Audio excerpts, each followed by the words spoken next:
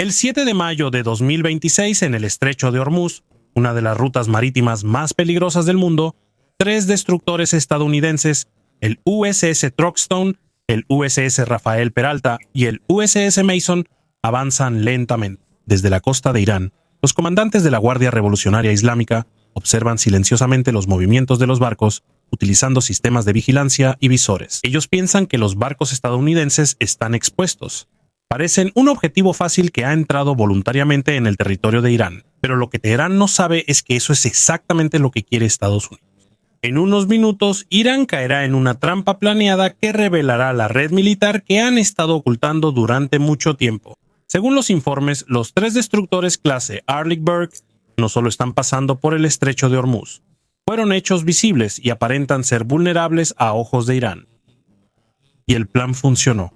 Irán ha estado usando durante mucho tiempo lo que llaman la doctrina de la flota mosquito, una estrategia que utiliza botes de ataque pequeños pero rápidos, drones, misiles costeros y ataques sorpresa desde ubicaciones ocultas. Durante muchos años, esto fue tan efectivo porque sus sitios de lanzamiento estaban dispersos y eran difíciles de localizar. Hay instalaciones subterráneas, lanzadores de misiles ocultos y sitios de preparación secretos en diferentes islas y zonas costeras. Así que cuando Irán vio a los 3 destructores estadounidenses que parecían un objetivo fácil, pensaron que tenían la oportunidad de mostrar su fuerza. Pero eso era exactamente lo que Estados Unidos estaba esperando.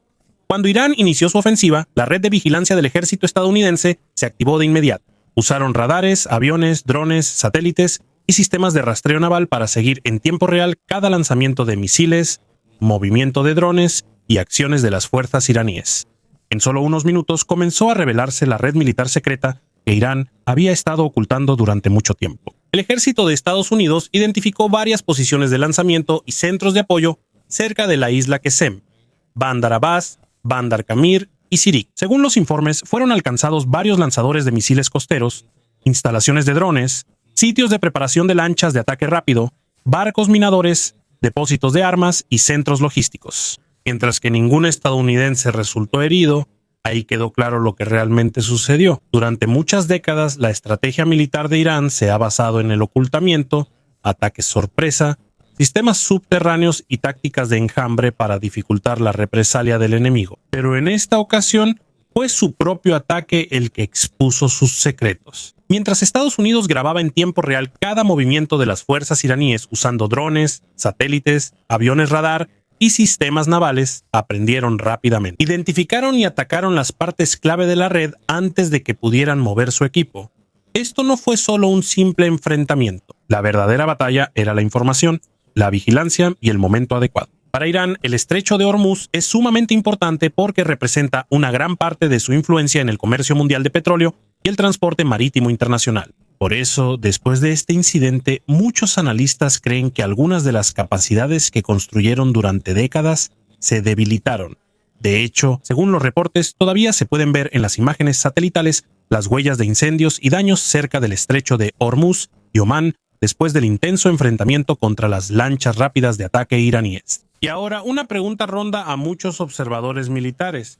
¿Es este el comienzo de una confrontación más grande en el Golfo Pérsico? ¿O es solo un mensaje claro de Estados Unidos de que pueden destruir la misma estrategia que Irán ha construido durante décadas? Pero aunque la operación de Estados Unidos en el estrecho de Hormuz fue exitosa, casi no cambió nada en las conversaciones de paz. De hecho, según algunos analistas, la situación se volvió aún más complicada. Desde que comenzó el alto al fuego, Estados Unidos ha estado haciendo concesiones una tras otra para animar a Irán a volver a la mesa de negociaciones. Washington espera que quizás Irán también quiera realmente poner fin a la tensión y acepte un acuerdo que sea aceptable para ambas partes. Pero en vez de suavizarse la posición de Teherán, parece que sucedió lo contrario. Dicen que los sectores más duros dentro de Irán se envalentonaron aún más. Y aquí la situación se volvió aún más confusa porque, según los reportes, parece que hay una lucha interna por el poder ocurriendo dentro del propio gobierno de Irán. Por un lado está la IRGC o Guardia Revolucionaria Islámica, la facción militar conocida por ser agresiva y dura en cuanto a política exterior. Por el otro lado está el gobierno civil de Irán, que supuestamente es más abierto a conversaciones diplomáticas y posibles compromisos. Según el informe del New York Post de ayer, mientras continúa el frágil alto al fuego entre Estados Unidos e Irán, la fuerte influencia de la Guardia Revolucionaria sigue presente dentro del país, y por eso las conversaciones de mediación con Estados Unidos se complican aún más. Se dice que hay grupos que quieren continuar las conversaciones para evitar una guerra mayor. Pero también hay una facción que cree que Irán no debe retroceder y que incluso deberían continuar ejerciendo presión contra Estados Unidos. Por eso, hasta ahora, Irán sigue dividido sobre qué rumbo tomar. El otro día, todo el mundo todavía estaba esperando la respuesta oficial de Irán a la última propuesta enviada por Estados Unidos. Pero según algunos observadores, esto realmente no es un acuerdo de paz completo. Más bien, esto es solo un acuerdo temporal donde ambos países aceptarán continuar las negociaciones durante los próximos 30 días, mientras el estrecho de Hormuz permanece abierto y poco a poco se alivian algunas medidas de bloqueo.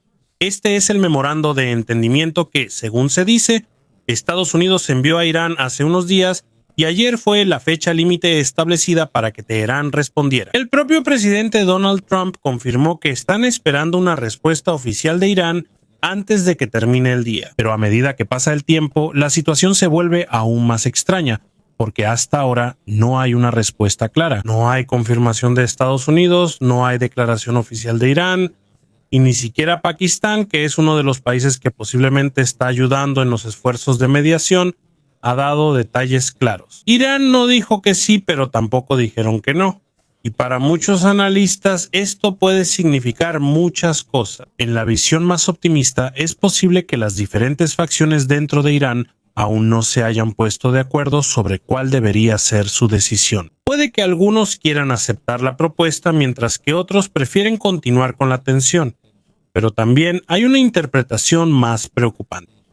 Es posible que Irán haya rechazado silenciosamente la propuesta de Estados Unidos. Como en una conversación normal, a veces cuando no hay respuesta, esa es la respuesta. Y hasta ahora, esa es la parte más intrigante de la situación, porque ya han pasado más de 12 horas desde que Irán debió haber dado una respuesta, pero todas las partes siguen en silencio. Mientras más se prolonga el silencio, más preguntas surgen. ¿Irán realmente sigue decidiendo o se está preparando un movimiento más grande detrás de este silencio? Y según los informes, el presidente Trump hizo otra declaración importante ayer que aumentó aún más la tensión en toda la región. Según el presidente Donald Trump, si Irán no responde o rechaza completamente el memorando de entendimiento, eso solo significa una cosa: regresará a lo que llaman Project Freedom. Y si eso sucede, Estados Unidos volverá a iniciar operaciones más agresivas en el estrecho de Hormuz. Eso significa que los buques de guerra estadounidenses volverán a entrar y salir constantemente del Golfo Pérsico mientras escoltan barcos de carga y petroleros para asegurar que el comercio y el flujo de petróleo en la región continúen sin interrupciones. En pocas palabras, Estados Unidos quiere asegurarse de que una de las rutas marítimas más importantes del mundo permanezca abierta, incluso si Irán se opone. Pero según Trump, es posible que no solo se trate de un simple regreso del Project Freedom. Algunos dirán Freedom porque hubo cosas que no sucedieron, pero para ellos es Project Freedom Plus. Mencionó que esto incluso podría convertirse en Project Freedom Plus, lo que significa una operación más amplia y más intensa utilizando otros sistemas militares y recursos de apoyo adicionales. Y aquí es donde la conversación se volvió aún más interesante, porque mientras Estados Unidos muestra que están listos para volver a la operación en cualquier momento, también salieron muchas historias diferentes sobre por qué de repente se pausó Project Freedom al principio. Según la declaración oficial de la Casa Blanca, esto se suspendió primero como un gesto de buena voluntad para darle a Irán la oportunidad de pensar en la propuesta de Estados Unidos y volver a la mesa de negociaciones. Que es muy claro sobre los temas en los que están dispuestos a negociar y el alcance y las concesiones que están dispuestos a hacer. Según dicen, esta es una de las concesiones que hizo Estados Unidos desde que comenzó el alto al fuego. Así que si Irán no responde en absoluto, o si se sabe que rechazaron el acuerdo de plano, es casi seguro que la operación se reanudará. Pero hay otra narrativa que se está difundiendo de manera más silenciosa en los medios de Estados Unidos, y esta es la parte más delicada. Según algunos informes, Arabia Saudita y Bahrein no estuvieron contentos cuando Estados Unidos anunció Project Freedom sin consultarlos directamente primero. Debido a la realidad de la situación, Estados Unidos no puede llevar a cabo una operación naval tan grande sin el apoyo de los países del Golfo. Estados Unidos necesita acceso al espacio aéreo de Arabia Saudita y posiblemente también al espacio aéreo de otros países del Golfo para poder vigilar sus buques de guerra y proteger también a las civilizaciones y los buques que están volviendo a sus operaciones normales en el Golfo Pérsico. Además de eso, también es importante el uso de bases aéreas en la región para vigilancia, reabastecimiento y una respuesta militar rápida en caso de que surja una nueva tensión. Pero según los informes, al principio Arabia Saudita se negó a permitir que Estados Unidos usara algunas de sus bases aéreas y su espacio aéreo porque no fueron incluidos de inmediato en la planificación de la operación. Y si eso fuera cierto, habría sido un gran problema. Pero solo un día después de que salió el informe, parece que Arabia Saudita cambió de dirección y, según se dice, hubo un cambio repentino de posición. Al final, según dicen, el gobierno saudita también aceptó que Estados Unidos usara sus bases, especialmente si el objetivo era mantener abierto el estrecho de Hormuz. Y eso no es sorprendente porque casi todos los países de la región del Golfo quieren que el estrecho de Hormuz permanezca abierto, todos excepto Irán, porque para Teherán el bloqueo de Estados Unidos es como ir asfixiando poco a poco su economía. A medida que se prolonga la tensión, su impacto se vuelve cada vez más grave para los ciudadanos iraníes comunes. Según los reportes, la inflación anual en Irán ya alcanza el 50%. Más grave aún, la inflación de los alimentos supuestamente ya superó el 100%. Eso significa que los precios de los alimentos casi se duplican cada año. El valor del rial iraní también sigue cayendo. Esto está en un nivel históricamente bajo.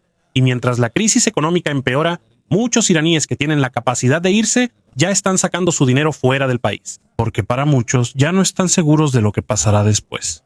Y hay otro acontecimiento que puso aún más nerviosos a las personas.